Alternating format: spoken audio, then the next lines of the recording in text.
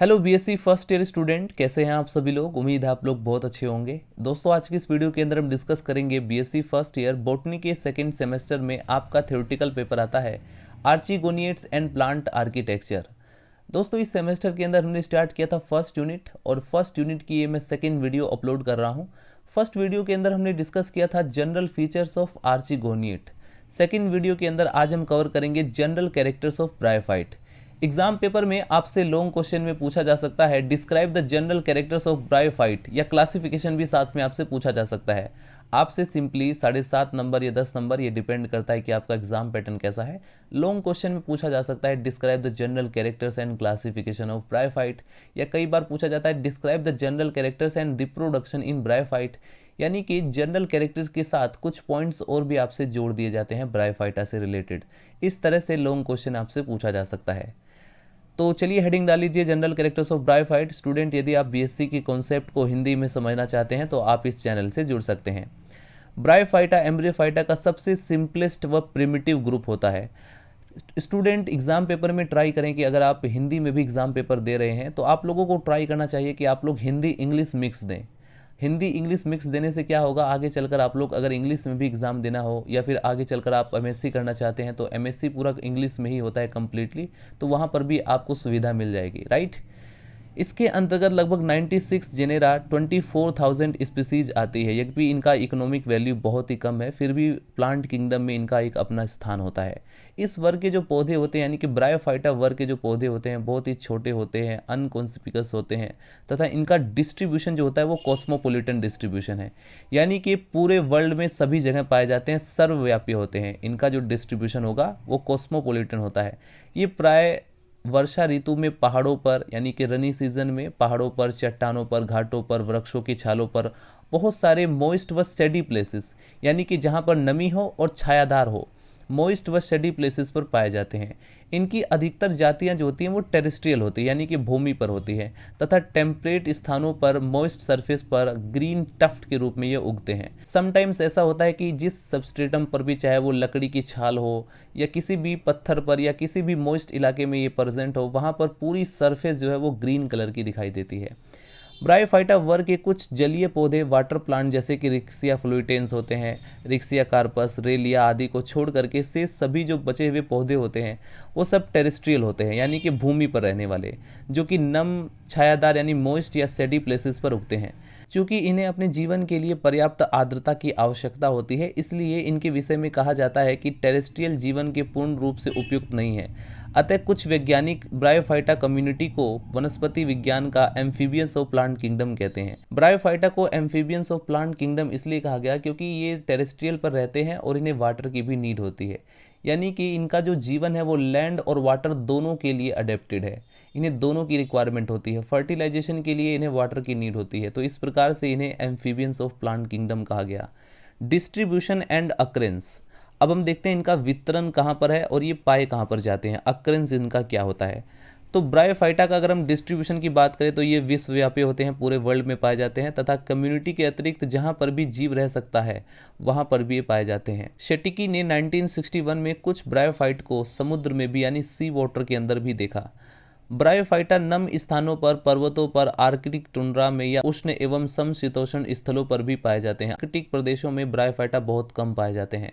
Bryophyta Himalaya पर 2000 से 20,000 foot की हाइट तक पाए जाते हैं।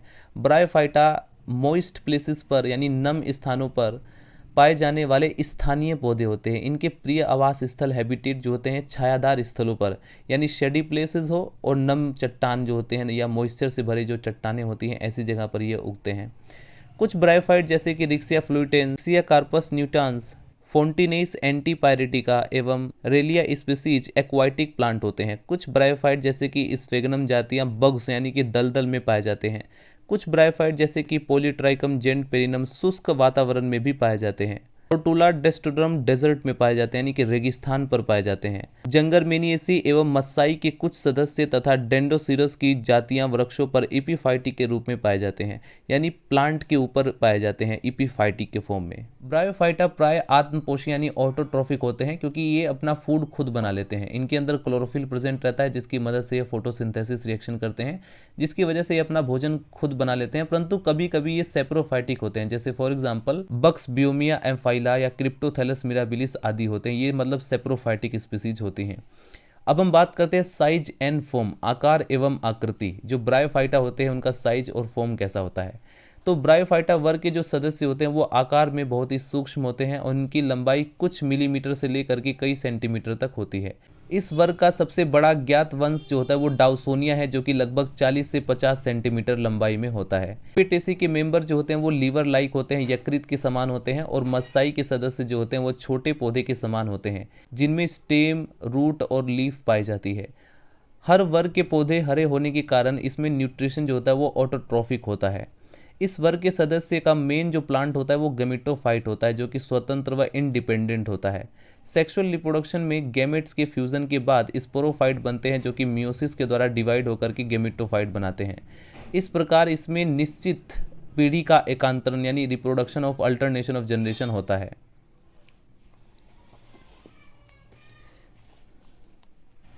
स्टूडेंट, यदि आपसे लॉन्ग क्वेश्चन में general characters of bryophyte and classification पूछा जाए तो आप लोग सबसे पहले हेडिंग डालेंगे, एग्जाम की जो रिटन कॉपी होती है इसमें आप लोग हेडिंग डालेंगे जनरल कैरेक्टर्स ऑफ ब्रायोफाइट।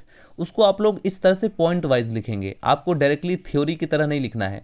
सबसे पहले तो आप लोग इंट्रोडक्शन में थ्योरी लिख देंगे, उसके बाद आप लोग पॉइंट वाइज लिखेंगे ब्रायोफाइटा के जनरल कैरेक्टर्स के बारे में। जैसे यहाँ पर फर्स्ट पॉइंट लिखा हुआ है, ये प्राय नम व छायादार यानी कि मॉइस्ट व सेडी प्लेसेस पर उत्पन्न होते हैं। इनकी जो प्लांट बॉडी होती है वो हरे रंग की थैलस लाइक होती है और इनमें जो राइजोइड्स होते हैं लीफ व स्टेम भिन्न होते हैं, यानी कि इनका जो थैलस होता है वो राइजोइड्स में, लीफ में और स्टेम में भिन्न होता है।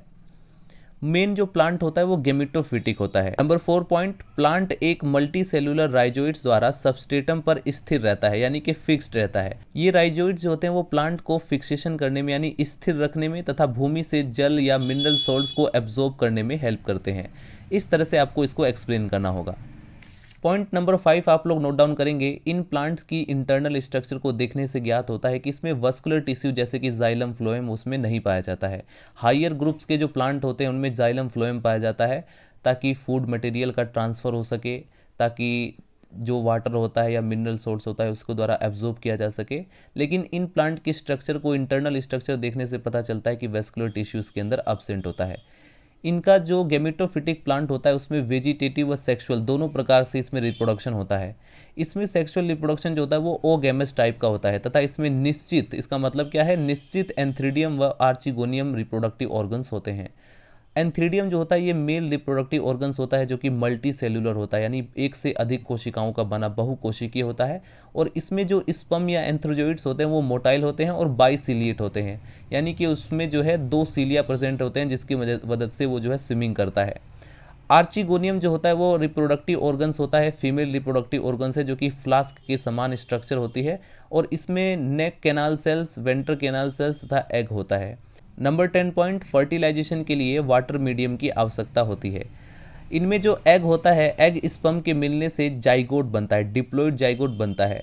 अब ये जो जाइगोट होता है ये स्पोरोफाइट में बदल जाता है और स्पोरोफाइट के जो पार्ट है इसमें फूट, सीटा और कैप्सूल्स पाए जाते हैं। स्पोर्स जो होते हैं वो मियोसिस डिवीजन के फलस्वरूप आफ्टर मियोसिस कैप्सूल वाले भाग में बनते हैं और सभी स्पोर्स समान होते हैं, दिखने में बिल्कुल समान होंगे। ये स्पोर्स जो होते हैं वो जर्मिनेट करके फिर से गेमेटोफाइट प्लांट को प्रोटोनीमा द्वारा जन्म देते हैं। सभी ब्रायोफाइटा के सदस्यों में निश्चित प्रकार का एक अल्टरनेशन ऑफ जनरेशन पाया जाता है। तो ये टोटल 15 पॉइंट आपको जनरल कैरेक्टर में मेंशन करना होगा। इसके अलावा अगर आप लोग और भी लिख सकते हैं तो आप लोग उसको भी ट्राई करेंगे, क्योंकि जितना ज़्यादा आप लोग लिखेंगे एग्जाम पेपर में, एटलीस्ट ट्राई करें अगर लॉन्ग क्वेश्चन आया हुआ है तो उससे कम 4 से 5 पेज में उसको लिखें, कम से कम 4 पेज जरूर लिखें ताकि आपका पूरा लॉन्ग क्वेश्चन तैयार हो जाए। इसके बाद आप लोगों को अगर क्लासिफिकेशन बोला गया तो क्लासिफिकेशन को आप लोग अलग से एक आउटलाइन बना करके शो कर सकते हैं। अगर रिप्रोडक्शन पूछा गया है तो आप लोग रिप्रोडक्शन के बारे में भी लिख सकते हैं। सो स्टूडेंट, आज के इस वीडियो के अंदर हमने कवर किया general characters of bryophyte. Next video के अंदर हम डिस्कस करेंगे इसके थैलस ऑर्गेनाइजेशन के बारे में। मिलते हैं स्टूडेंट नेक्स्ट वीडियो में। बाय बाय, टाटा। अगर आपको कोई भी डाउट हो तो आप लोग कमेंट सेक्शन में कमेंट करके मेंशन कर सकते हैं।